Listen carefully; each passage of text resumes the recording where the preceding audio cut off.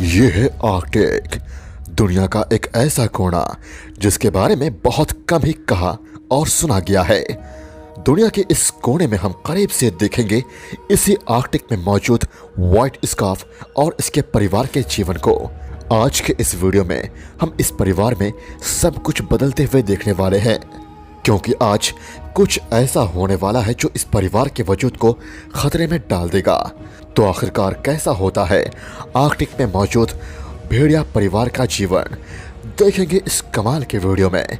साथ ही हम विटनेस करने वाले हैं आखिरी बचे व्हाइट वुल्व्स की जिंदगी के उन फैक्ट्स को जो आज से पहले आपने कभी नहीं सुना है।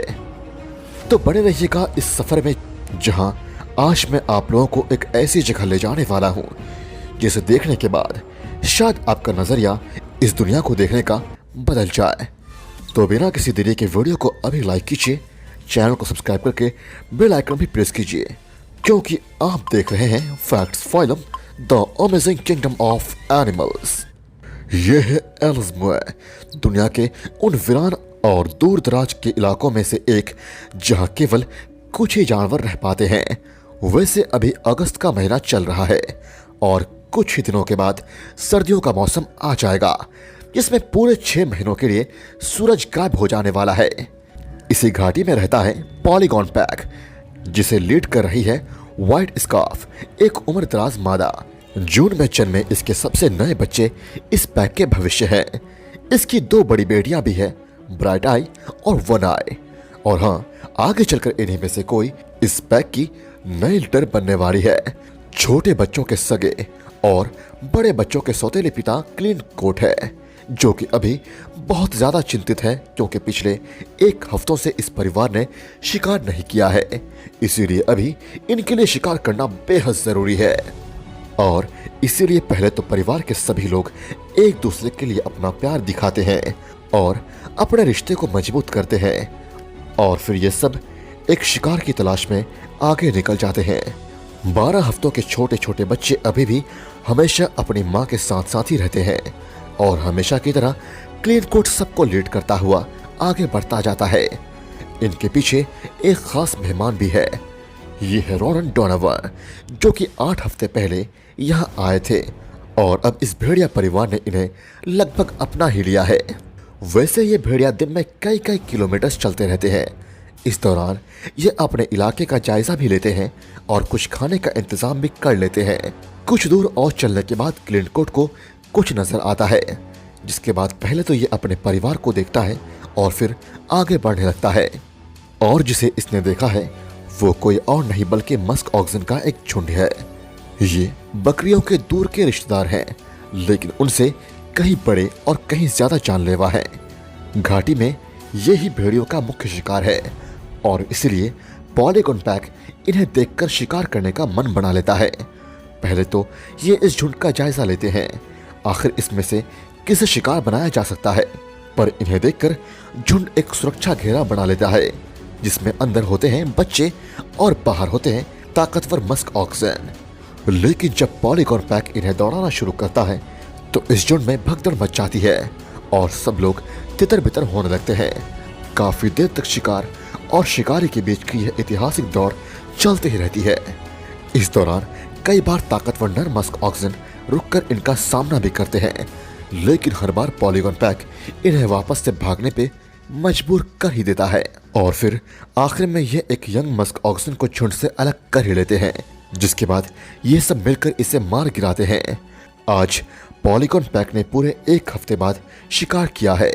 शिकार और शिकारी का यह खेल देखने में तो बड़ा ही क्रूर लगता है, लेकिन प्रकृति के संतुलन को बनाए रखने के लिए ये बेहद जरूरी भी है। बच्चे भी ताज़ा खाना को देखकर बहुत ज्यादा खुश है, और आज इन्होंने भी कहीं ना कहीं शिकार कैसे किया जाए ये समझा है। फिर पहले तो बच्चे पेट भर खाना खाते हैं और उसके बाद बड़े भी इस शिकार का लुत्फ उठाते हैं। अभी इस परिवार के पास वो सब है जो इसे चाहिए, और इसे ये काफी खुश भी है। लेकिन जब परिवार सो जाता है तब पता नहीं क्यों व्हाइट स्कार्फ उठकर इनसे कहीं दूर जाने लगती है। कुछ देर तक तो परिवार में से किसी को इस बात का पता नहीं चलता, लेकिन अचानक से वन आई की आंख खुलती है और ये अपने माँ को ना पाकर उन्हें ढूंढने निकल जाती है। एलिस मुंह में सर्दी ने अपनी दस्तक दे दी है और अभी यहाँ बर्फ भी जमने लगी है। पॉलीगॉन पैक के लिए मुश्किलें अब थोड़ी बढ़ने वाली है, क्योंकि पूरे 2 दिन बीत जाने के बाद भी व्हाइट स्कार्फ और वन आई झुंड में वापस नहीं लौटे हैं। रोनन को सबसे ज्यादा चिंता व्हाइट स्कार्फ की हो रही है, क्योंकि 2 दिन पहले इन्होंने उसे लंगड़ाते हुए देखा था। बच्चे और बाकी का परिवार भी व्हाइट स्कार्फ और वन आई के लिए बहुत ज्यादा चिंतित नजर आ रहा है और उन दोनों को अपने पास बुलाने के लिए आवाजें लगा रहा है। कुछ देर के बाद इन्हें दूर एक हलचल होता नजर आता है और जब ब्राइट आई आगे बढ़ती है तब इसे पता चलता है कि ये तो वन आई है और फिर ये इसे अपने साथ वापस लेकर आ जाती है। पर यह सब देखकर रोनन को कुछ ठीक नहीं लगता है। इन्होंने सोचा था कि व्हाइट स्कार्फ वन आई के साथ होगी, लेकिन ऐसा तो नहीं हुआ। वन आई के आ जाने के बाद बाकी का परिवार तो काफी खुश था, लेकिन आज ब्राइट आई पता नहीं क्यों इसे ललकार रही है और यह दिखाने की कोशिश कर रही है कि इनमें से ज्यादा ताकतवर कौन है। पर यह सब देखकर रोनन को कुछ समझ नहीं आ रहा है, इसीलिए ये व्हाइट स्कार्फ को खोजने के लिए निकल जाते हैं। पर काफी समय के बाद भी इन्हें व्हाइट स्कार्फ की कोई खबर नहीं मिलती है। 6 दिन बीत चुका है और परिवार अभी तक उस जगह से नहीं हटा है जहां इन्होंने व्हाइट स्कार्फ को आखिरी बार देखा था। लेकिन अब इन्हें एक बार फिर से शिकार करना होगा और इसके लिए इन्हें व्हाइट स्कार्फ के बिना ही आगे बढ़ना होगा। व्हाइट स्कार्फ के जाने के बाद अब झुंड की नई लीडर है ब्राइट आई और फिर ये परिवार की अगुवाई करके इन्हें एक मस्क ऑक्सन के झुंड के पास ले जाती है।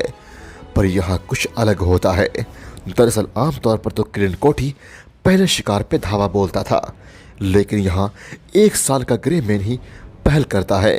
पहले तो झुंड हमेशा की तरह एक सुरक्षा घेरा बना लेता है, लेकिन बाद में जब ग्रे मैन आगे बढ़ता है तब ये इधर उधर भागने लगते हैं, जिसके बाद पूरा परिवार इन पर धावा बोल देता है। लेकिन इनके शिकार का यह प्रयास तब विफल हो जाता है जब ब्राइट आई एक मस्क ऑक्सन के हाथों मरने से बाल बाल बचती है। और क्योंकि अभी ये एक और अपने को नहीं खोना चाहते हैं तो इसीलिए ये आगे बढ़ जाते हैं।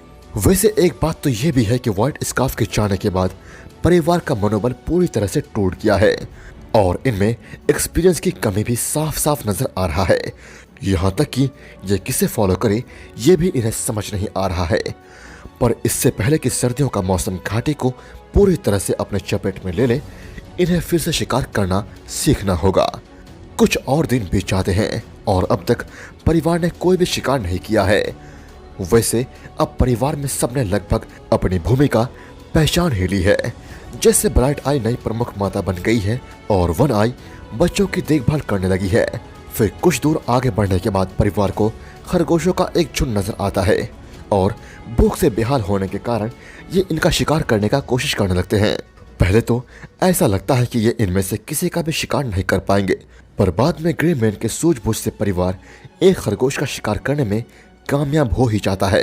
पर यह शिकार इतना ज्यादा छोटा है कि यह परिवार के लिए बहुत कम है, पर कम से कम इससे इन्हें थोड़ा कॉन्फिडेंस तो जरूर मिला होगा, क्योंकि यह व्हाइट स्कार्फ के बगैर इनका पहला शिकार था। कुछ देर के बाद ये देखते हैं कि इनके इलाके में एक घुसपैठ या भेड़िया आ गई है, जिसके बाद पूरे परिवार एकजुट होकर इसके पास जाता है और इसे घेर लेता है। हालांकि ये सब इसे कोई नुकसान नहीं पहुंचाते हैं और फिर इसे ऐसे ही यहाँ से जाने देते हैं। लेकिन अभी अभी जो हुआ उसने इस परिवार के एकजुटता और जज्बे को और भी ज्यादा मजबूत कर दिया है। देखते देखते सितंबर का महीना आ गया और इस वक्त तक तो एलिस मुर के सभी बर्ड्स यहाँ से जा चुके हैं। परिवार के लिए अच्छी बात यह है कि इनमें वो अटूट एकता एक बार फिर से लौट आई है। अब शायद ठंड में ये सरवाइव कर पाएंगे। अब तक हमने इन भेड़ियों के जीवन के उस पड़ाव को देखा है जिसमें इनका जीवन एक तरह से ठीक ठाक ही रहता है, लेकिन इनके जीवन का एक ऐसा पार्ट भी है जिसमें ये 6 महीनों के लिए धूप से वंचित हो जाते हैं। अब वो समय कैसा होता है और उसमें इस परिवार के कितने सदस्य बच पाएंगे ये तो एक रहस्य ही है, क्योंकि ठंड में इन भेड़ियों पर नजर रखना नामुमकिन है और इसीलिए रोनन भी वहां से वापस लौटने लगता है। कई किस्से कहानियों में भले ही भेड़ियों को एविल दिखाया गया है, लेकिन असल में तो ये काफी अलग है। कई मायनों में तो ये हम इंसानों की तरह ही है। ये जो कुछ भी कहते हैं अपने परिवार के लिए ही करते हैं और परिवार ही इनके लिए सबसे ज्यादा जरूरी होता है। वीडियो अच्छी लगी तो लाइक कीजिए और चैनल को सब्सक्राइब करके मुझे इंस्टाग्राम में फॉलो जरूर कीजिएगा। Thank you so much guys.